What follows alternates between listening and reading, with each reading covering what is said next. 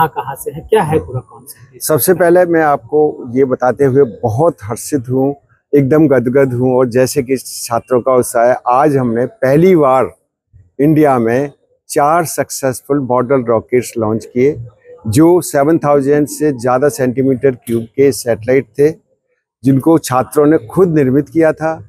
और इस प्रतियोगिता में 71 टीमें भाग ले रही हैं। आज हमें ज़्यादा लॉन्च करने थे, 10 का प्लान था, 4 बिल्कुल सक्सेसफुल हुए हैं। चारों एक बार 5-5 मिनट के अंतर पे उनको छोड़ना, ये अपने आप में एक रिकॉर्ड है।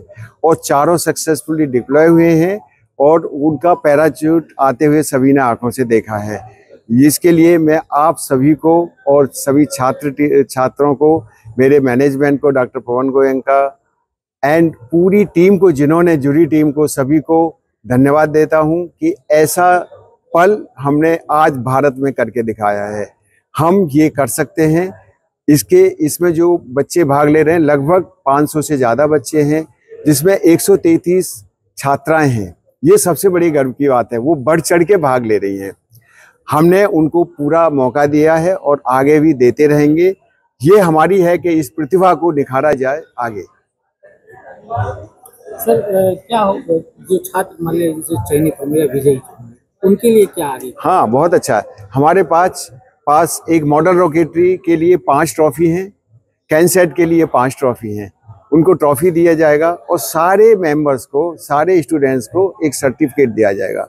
टीम में जितने भी मेंबर हैं, हमारे 8 मैक्सिमम रख सकते हैं, वो उनको हमने सर्टिफिकेट देंगे। वो certificate chairman ISRO, chairman in space और मेरे द्वारा साइन किए जाएंगे, जिसमें उनकी ग्रेडिंग भी होगी।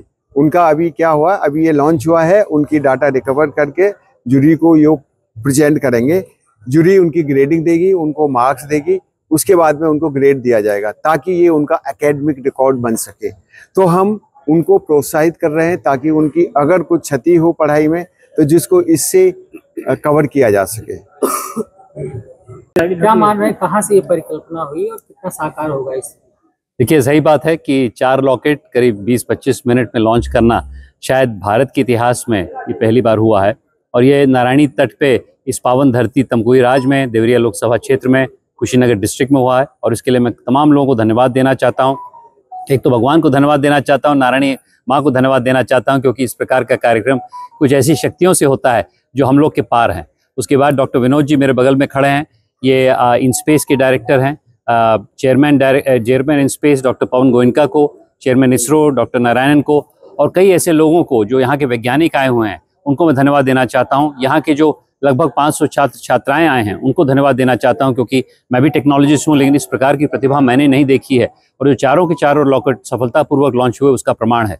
और इसी के साथ साथ मैं यहाँ के हमारे मुख्यमंत्री योगी आदित्यनाथ जी को धन्यवाद देता हूँ।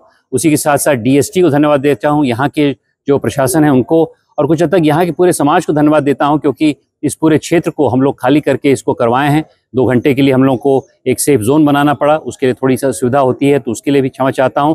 लेकिन इतना बड़ा कार्यक्रम शायद ही उत्तर भारत में कभी हुआ हो। और अंत में आदरणीय प्रधानमंत्री जी को धन्यवाद देना चाहता हूँ, क्योंकि उनकी ही प्रेरणा से हम लोग अंतरिक्ष में इस प्रकार का कार्यक्रम जनता में पहुँचा रहे हैं। पहले ऐसा होता था, बड़ी कंपनियाँ करती थी, बड़े शहरों में होता था, लेकिन उनके एक तरह से जो उनकी भावना है अंत्योदय की, उसको ही लेके हम लोग यहाँ पर आए हैं, ताकि यहाँ पर हम लोग जन सामान्य में अंतरिक्ष का प्रयोग करें, ताकि अंतरिक्ष की उपलब्धियां आने वाले समय में, अमृत काल में हम लोग देवरिया लोकसभा क्षेत्र में ले जाएं, ताकि इसका विकास हो। दोस्तों, एक ही मौका है विकसित भारत को आगे ले जाने का अगले 20-22 साल। उसमें यदि तमकुही राज और देवरिया लोकसभा क्षेत्र एक नेतृत्वकर्ता बन के आगे बढ़े, तो मेरे से खुश और कोई नहीं होगा। और इसकी निगरानी हर व्यक्ति कर रहा है कि देवरिया लोकसभा क्षेत्र से कुछ अलग आवाज़ आ रही है, नवाचार की आवाज़ आ रही है। जैसा कि मैंने कहा, हम लोग को नाली, बिजली, सड़क, पानी, ट्रांसफार्मर, उसमें तो काम करना ही है, लेकिन उसी के साथ साथ कुछ बड़े पैमाने पे भी काम करना पड़ेगा। तभी गंगा और यमुना का संगम होगा, और जब जनभागीदारी होती है, जैसे आज दिखी सबको, तो तभी जाके विकसित भारत का ध्वज हम लोग लहरा पाएंगे।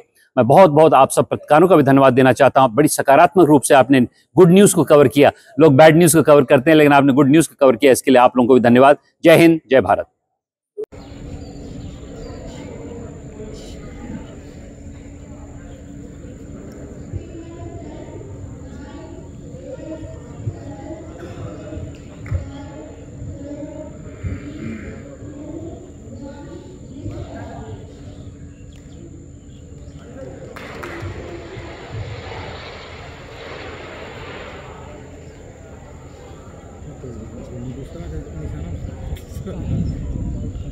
अगर आप ये वीडियो YouTube पर देख रहे हैं तो हमारे चैनल को सब्सक्राइब करें और बेल आइकन को दबाना ना भूलें। अगर आप Facebook पर ये वीडियो देख रहे हैं तो हमारे पेज को लाइक करें।